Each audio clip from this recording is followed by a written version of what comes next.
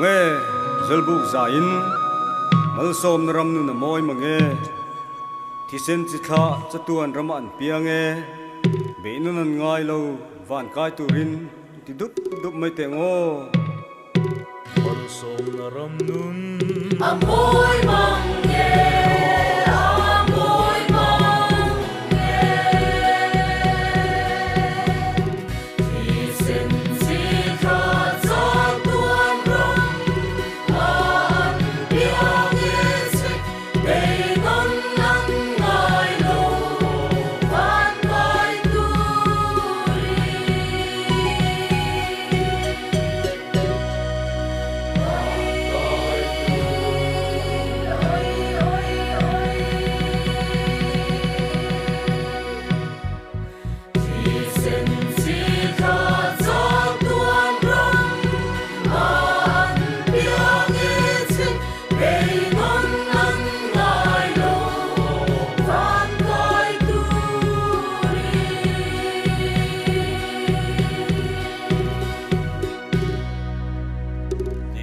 thisen hian acham ta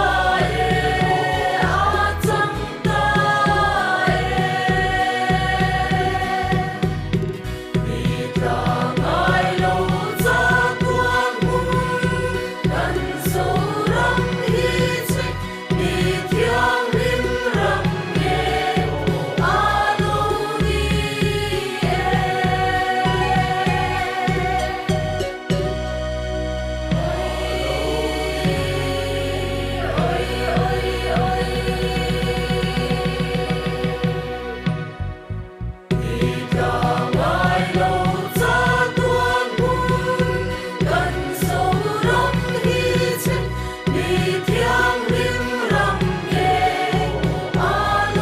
ni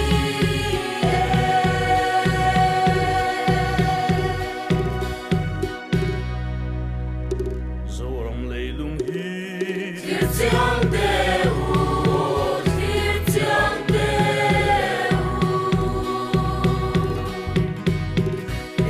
mi ni na ti to van tu ru ki se asiam tu la pa a ding re